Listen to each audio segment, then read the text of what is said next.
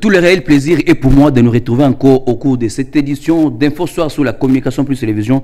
Madame, Messieurs, bonsoir. Merci de vous asseoir confortablement pour suivre cette édition dont voici le principal titre de ce soir. Au Parlement, les députés nationaux et sénateurs ont repris ce vendredi le chemin de l'hémicycle du Palais du Peuple dans la commune de Lingwala pour la session parlementaire de septembre, la dernière du mandat en cours. Mesdames, Messieurs, vous allez suivre les détails dans quelques instants à travers les indispensables. Une fois de plus, bonsoir. Pour en détailler davantage, nous allons recevoir des grâces pièces pour les indispensables.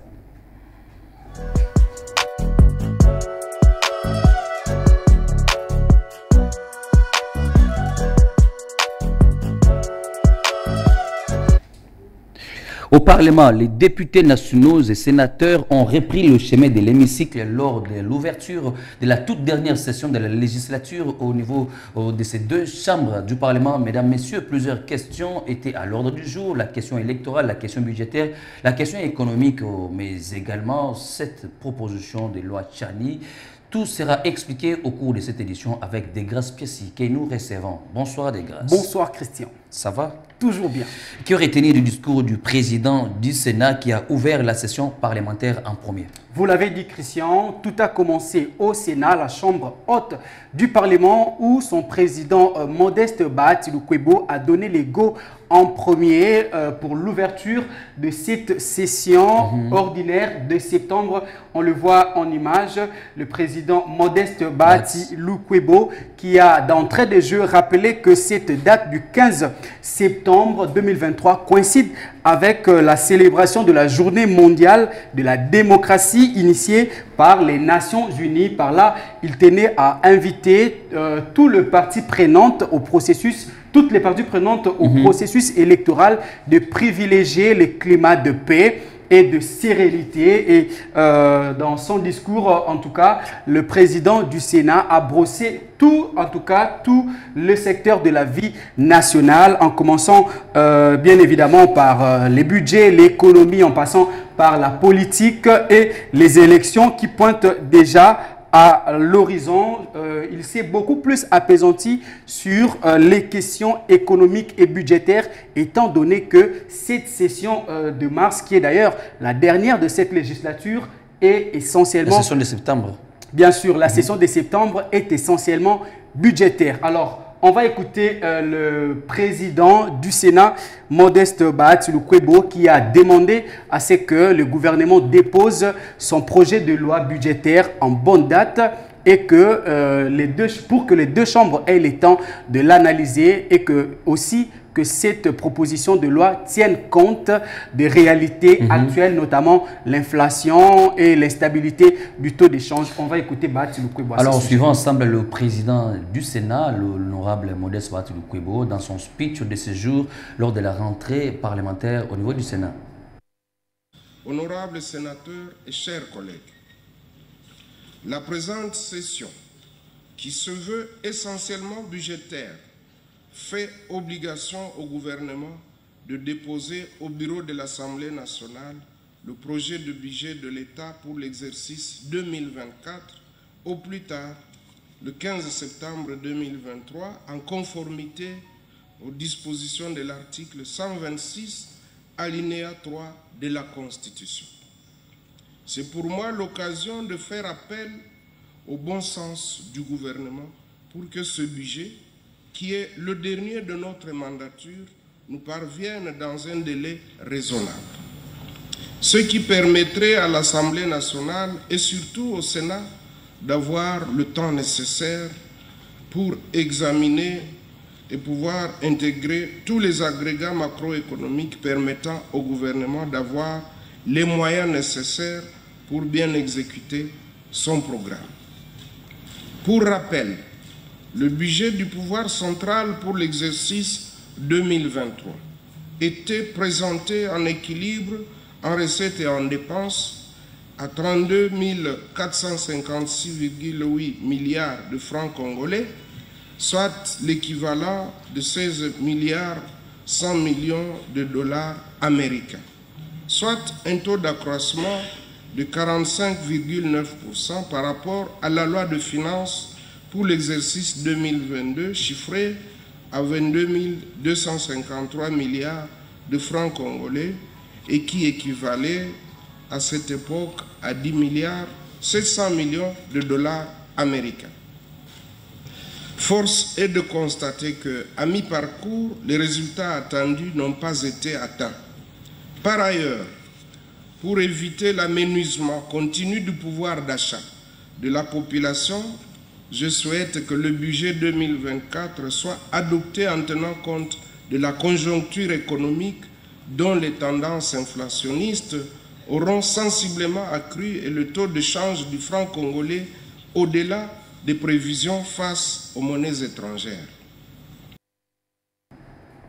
Alors ça, c'est du côté budgétaire. Alors qu'est-ce qu'on peut retenir en rapport avec les questions politiques de l'heure? Qu'est-ce que le président du Sénat a donné comme précision? Alors, vous le savez, 2023, c'est l'année des élections, c'est l'année électorale en République démocratique du Congo. Et sur le plan politique, Modeste Bahati Lukwebo, président de la Chambre basse, a demandé au gouvernement de mettre en place des mécanismes de lutte contre l'insécurité qui pourraient perturber les processus électoraux, mais aussi à disponibiliser, à continuer de disponibiliser les moyens financiers à la CENI de manière à ce que les élections en République démocratique du Congo se tiennent effectivement le 20 décembre prochain. Et à la CENI, il a recommandé un respect, le strict respect constitutionnel, bien sûr, et du calendrier qu'elle a elle-même proposé à la nation. Est-ce que là, on peut se dire que vraiment c'est déjà un présage pour les élections, tout est déjà fait pour qu'il y ait élection, pour ceux qui étaient en train de douter que le 20 décembre, il n'y aurait pas élection? En tout cas, le président de la CENI n'a cessé de le dire. Il tient mordicus à ce qu'il y ait élection le 20 décembre prochain. Il a fait savoir à la place publique, à l'opinion tant nationale qu'internationale, que le gouvernement jusque-là a toujours disponibilisé les moyens nécessaires et les parlements également a doté à la CENI de lois nécessaires de manière à ce que les élections se tiennent. Donc à ce stade, il n'y a rien, absolument rien qui pourrait empêcher la tenue des élections au 20 décembre. Alors nous allons suivre le président du Sénat une fois de plus, Modeste Bahati Lukwebo, qui va parler cette fois-ci du côté politique, mais également électoral. Honorables sénateurs et chers collègues, distingués invités, mesdames et messieurs, les élections présidentielles, législatives, provinciales, urbaines, municipales et locales sont prévues à la fin de cette année et en début de l'année prochaine. J'émets le vœu de voir le gouvernement continuer à décaisser à temps les fonds prévus pour permettre à la CENI d'organiser des élections justes, transparentes, démocratiques et apaisées. J'invite également la CENI à respecter scrupuleusement son calendrier afin que les élections se tiennent le 20 décembre 2023. Étant revenu des vacances parlementaires, j'ose croire que celles-ci vous ont permis, chers collègues, de bien vous préparer en vue d'affronter ces élections avec succès. Qu'il me soit aussi permis d'attirer l'attention de tous les acteurs politiques, de bien vouloir s'acquitter de leurs devoirs républicains en toute responsabilité. Honorables sénateurs et chers collègues, la situation sécuritaire du pays est relativement calme. Cependant, il s'y est de signaler que l'insécurité persiste dans la partie est du pays, notamment en province de l'Ituri et du Nord Kivu. À l'ouest, dans les provinces de Mai-Ndombe, à Kwamouth, ainsi que dans certains villages du Congo, le calme commence à revenir. En effet, cette insécurité est causée par des conflits armés et des violences intercommunautaires dont les principaux acteurs sont le M23, l'ADF Nalu, Zaïre, Kodeko, Mobondo, pour ne citer que ceux-là. Ils sont auteurs des massacres, des enlèvements, des pillages, des viols, des crimes contre l'humanité qui causent notamment des déplacements forcés des populations. Tous ces groupes terroristes, appuyés par des puissances étrangères demeure une menace à la stabilité régionale. Je déplore par la même occasion le banditisme urbain qui continue à sévir avec persistance, notamment les phénomènes Kuluna, le kidnapping et autres exactions enregistrées dans certains chefs-lieux de province. J'encourage le gouvernement à fournir plus d'efforts pour éradiquer ces fléaux qui mettent en péril la quiétude des paisibles citoyens et qui pourraient compromettre la bonne tenue des élections.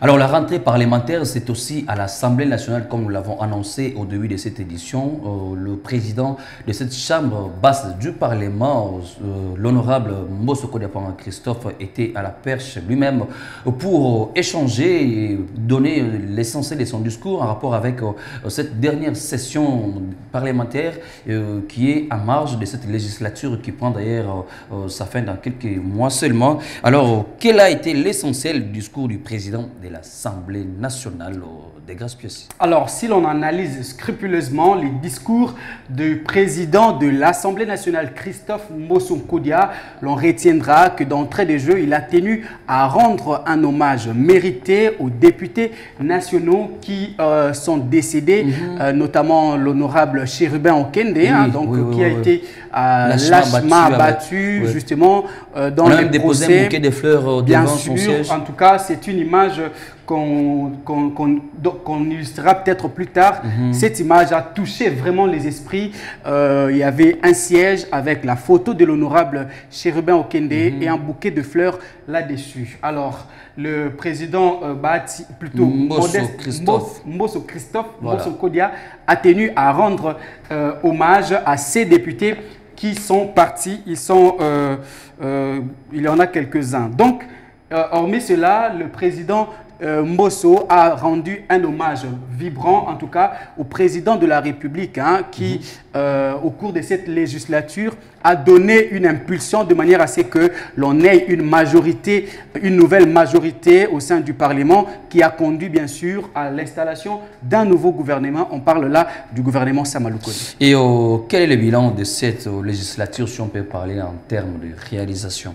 Alors, à en croire le président Christophe Mbosso Kodia, au cours de cette législature, les députés nationaux et sénateurs ont pu voter 120 lois. Il y a 120 lois, environ 120 lois qui ont été votées et promulguées par le président de la République, chef de l'État. Il y a eu quand même du travail. Il y a eu quand même du travail, comparativement bien sûr aux législatures passées. Ici, on parle de 120 lois environ. Donc, c'est quand même quelque chose à féliciter. Donc, mais attendez, avant d'évoluer, 120 lois votées, est-ce que c'est ce qui ferait en sorte que certains députés aient la chance d'être réélus aux élections à venir?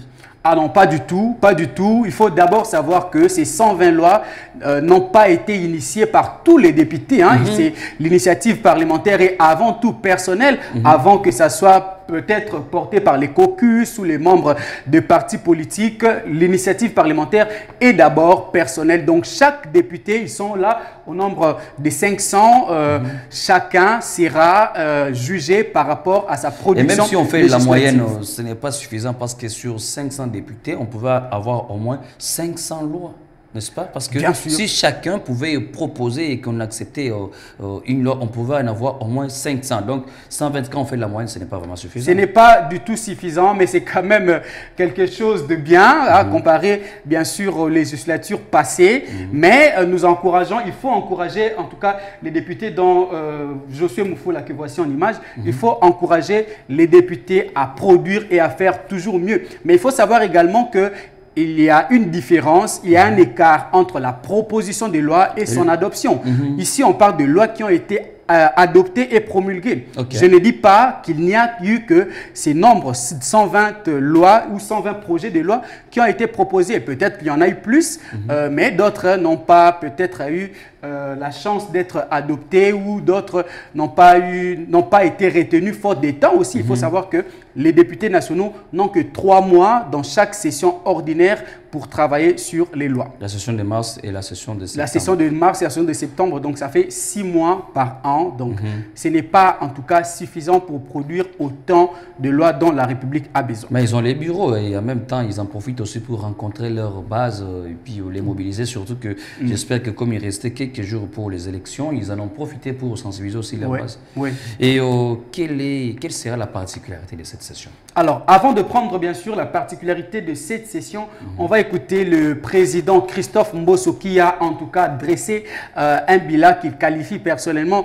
de positif des actions parlementaires, que ce soit au niveau de l'Assemblée nationale et au niveau du Sénat. Alors, on écoute le président de l'Assemblée nationale, Christophe Mbosso Kodapwanga, qui nous fait ici le bilan de cette législature.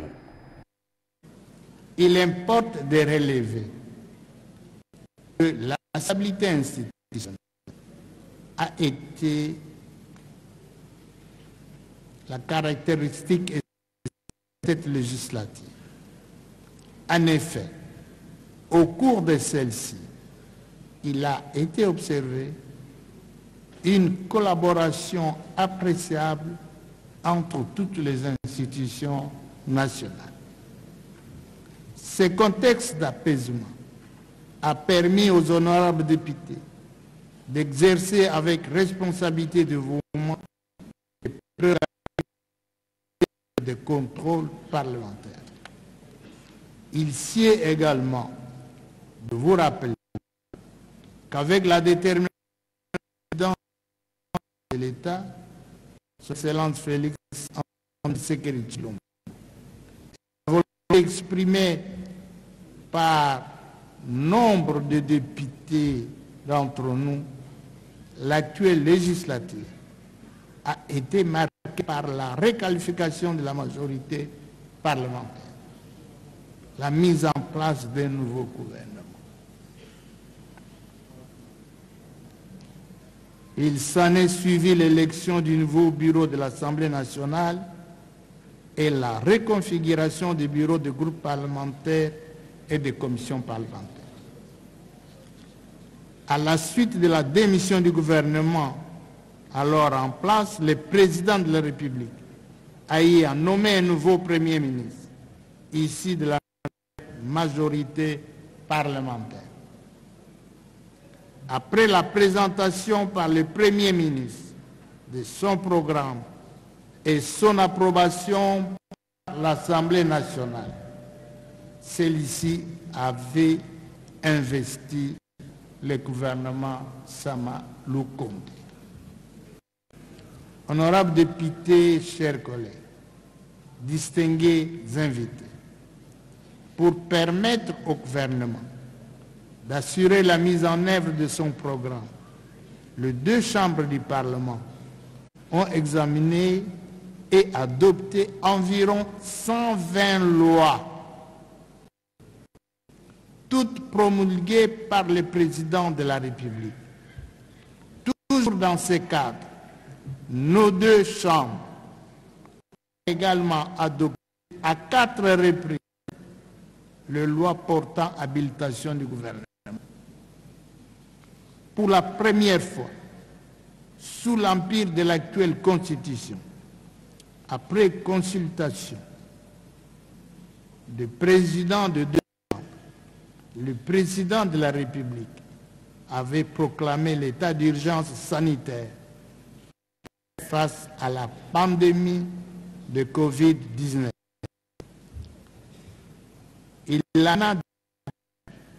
Il en est de même de la programmation de l'état de siège dans les provinces de l'Ituri et du Nord Kivu en vue de faire face aux groupes armés.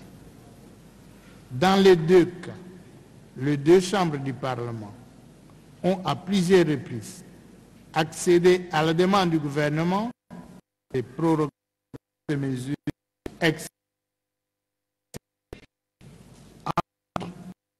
Les 2 chambres du Parlement ont mis en place tous les...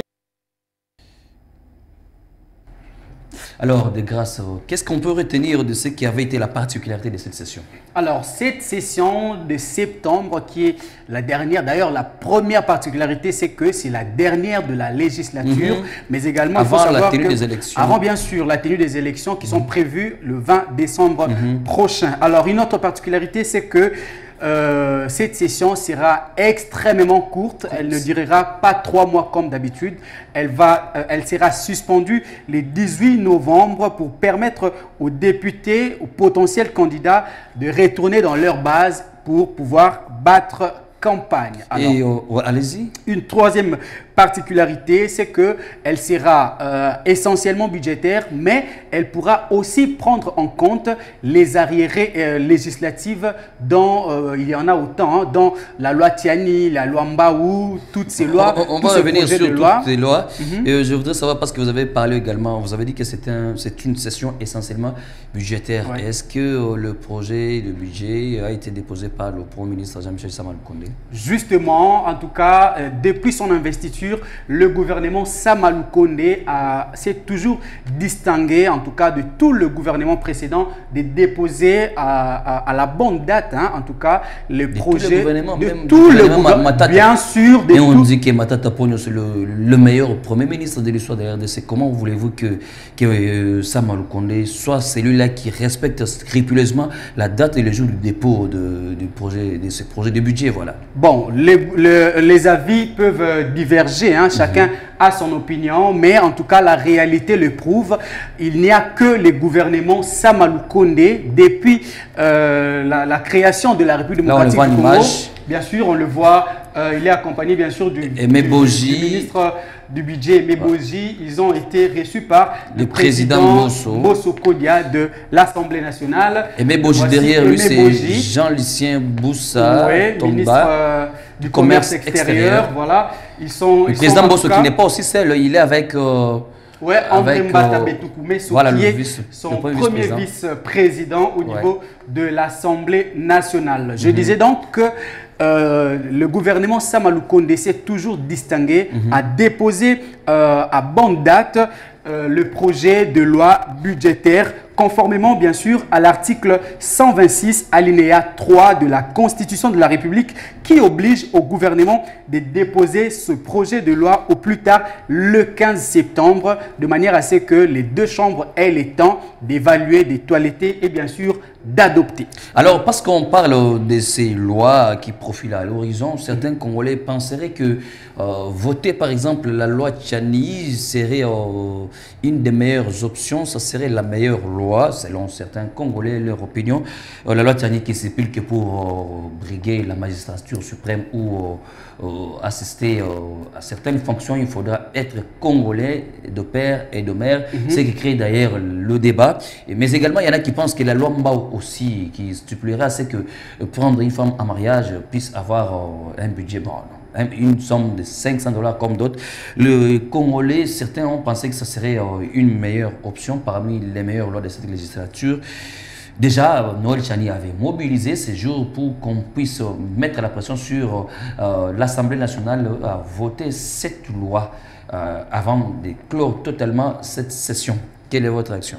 Alors, en tout cas, Noël Tchani ne jure que par l'adoption et la promulgation de sa loi. Mais il n'y a pas que ça. Il y a la loi budgétaire qui est d'abord la priorité, il faut le savoir. Il y a la loi budgétaire qui est la priorité de cette session parce que c'est la dernière. On doit voter d'abord les budgets avant le 18 novembre parce que la session sera suspendue. Donc, la question reste pendante. Est-ce que cette fois-ci, la loi Tiani sera votée ou pas? On aura à le découvrir en tout cas avec le temps, mais la priorité reste la loi budgétaire qui aujourd'hui est estimée à 40,463 milliards de francs congolais, soit un accroissement de 24,7% contre la précédente loi qui a été de 32,457 milliards. Le Premier ministre, en déposant bien sûr ce projet de loi, en a fait le point à sa sortie. Mais on va suivre le Premier ministre Jean-Michel Sama Lukonde qui fait le point à sa sortie après l'échange avec le président de l'Assemblée nationale, Christophe Mbosso Kodia-Pwanga, à qui il a déposé le projet de loi budgétaire. Je voudrais d'abord ici mentionner que obligation constitutionnelle, c'est l'article 126, l'alinéa 3, qui demande au gouvernement de la République de déposer le projet de budget plus tard le 15 septembre de l'année qui précède l'année budgétaire qui est présentée. Et dans le cas précis, 3 rendez-vous pris par le gouvernement que je dirige, 15 septembre 2021, 15 septembre 2022 et aujourd'hui 15 septembre 2023. Et rendez-vous rencontrés et respect de la Constitution dans le cadre de la présentation de ce projet de budget. Je voudrais mentionner que pour celui-ci, il est déposé effectivement en équilibre à hauteur de 40 463 milliards de francs congolais. Il est en hausse de 24,7% par rapport à l'exercice budgétaire 2023, ou du moins en tout cas au budget promulgué par son Excellence Monsieur le Président de la République, qui lui était à 32 453 milliards de francs congolais. Et ici, je voudrais revenir sur les priorités qui nous ont toujours été assignées par son Excellence Monsieur le Président de la République en ce qui concerne ces questions budgétaires et là où nous devons plus mettre un accent sur les attentes de la population. Nous avons bien sûr le secteur de la défense qui, lui, sans cesse demande à ce que nous puissions y mettre et y allouer le plus de moyens possible, donc un accroissement par rapport au fonds du secteur de la défense et même sur la question des obligations que nous avons par rapport au nouveau cadre que nous avons pris. Vous savez que nous avons pris un engagement d'aller vers une force de la réserve, de la défense, et donc tout cela est pris en compte. Alors revenons un peu à la loi Tchani, à quelques jours des élections. Est-ce qu'on tenterait déjà à stigmatiser certains qui n'auraient pas la nationalité 100% congolaise, c'est-à-dire de père et de mère, parce que déjà ça faisait le bruit. Et si jamais on votait cette loi, quelle serait la suite du processus électoral? Alors, naturellement, la loi ne concerne aucune personne parce que naturellement, la loi est censée être impersonnelle. Donc, Noël Tiani ne jure que par l'adoption de cette loi qui, d'après lui, trouve qu'elle est salvatrice pour la nation compte tenu des enjeux économico-politique de la République démocratique du Congo. Nous sommes entourés, sécuritaires aussi. Nous sommes entourés par 9 voisins qui, pour la plupart, sont hostiles, en tout cas aux richesses et au développement de notre nation. Il faudrait, d'après Noël Tiani, que les fonctions des souverainetés soient verrouillées de manière à ce qu'il n'y ait à la tête ou au sommet de l'État que ceux qui n'ont de loyauté réservée qu'à la République démocratique du Congo. Donc, un Congolais de souche, en croire ses propres mots, un Congolais de père et de mère, et bien sûr que son épouse, qui serait future première dame, soit également congolaise de père et de mère. Comme on en parle au Gabon et dans d'autres pays, mais des grâces avant de nous séparer avec vous, est-ce que si jamais on ne votait pas cette loi au cours de cette législature, ça pourrait encore avoir la chance de revenir à la session prochaine avec une nouvelle législature? Bien sûr, mais à condition que les députés nationaux qui en est les porteurs, qui en a adossé la responsabilité, je cite l'honorable Tsingi Pouloulou, bénéficient encore de la confiance de la population de manière à ce qu'ils reviennent au niveau du Parlement. Et cette fois-là, on verra peut-être avec les enjeux, parce que la politique, la vie politique est évolutive. Donc peut-être avec les enjeux, parce qu'aujourd'hui, tout le monde accuse la majorité parlementaire ou la majorité au pouvoir de vouloir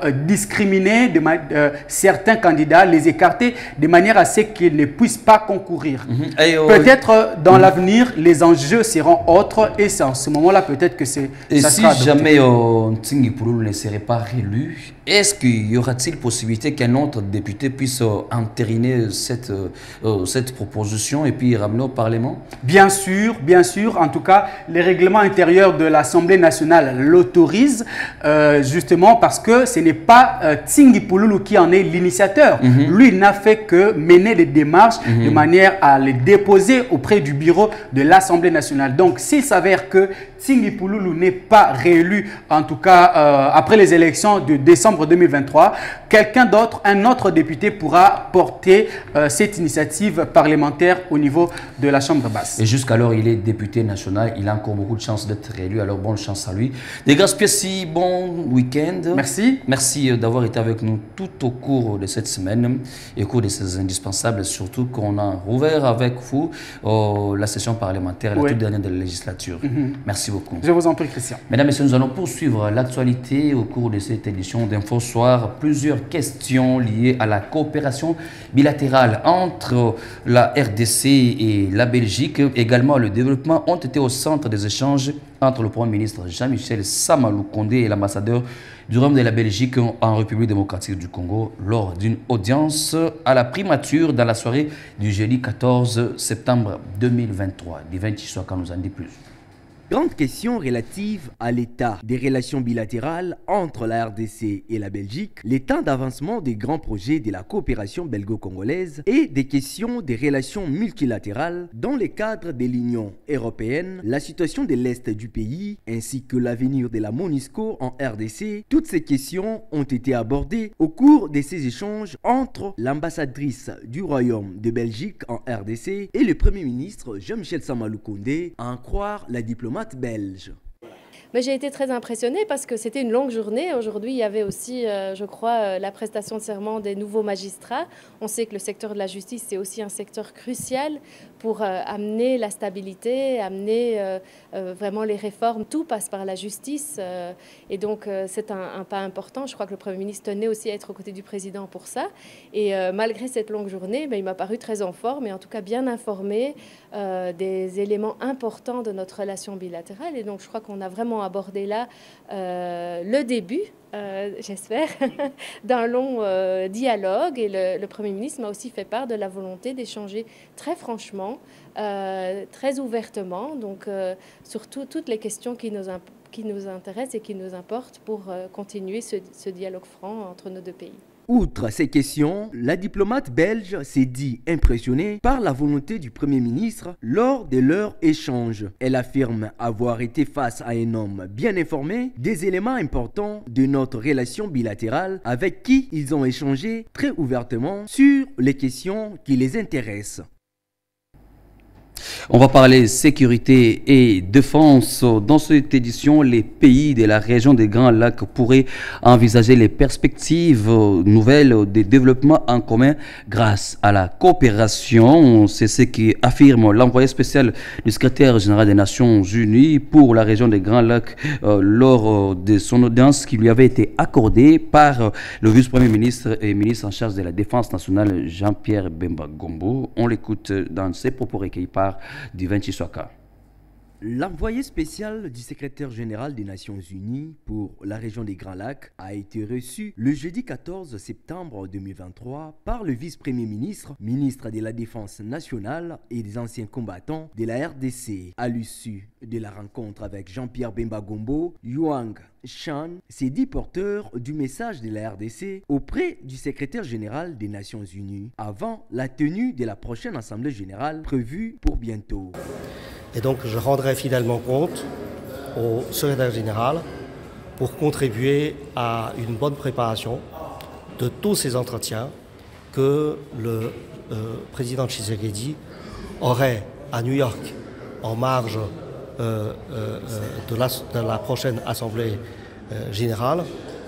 Je sens une forte volonté des autorités congolaises de travailler à l'apaisement de la situation pour contribuer à une solution. C'est dans ce contexte, dans un contexte de paix et de sécurité mieux assuré, que les pays de la région des Grands Lacs pourraient envisager des perspectives nouvelles de développement en commun grâce à la coopération, grâce à l'intégration régional. Pour ce qui est de la situation sécuritaire dans l'est du pays, l'envoyé du secrétaire général des Nations Unies s'est dit confiant de la volonté exprimée par les autorités congolaises.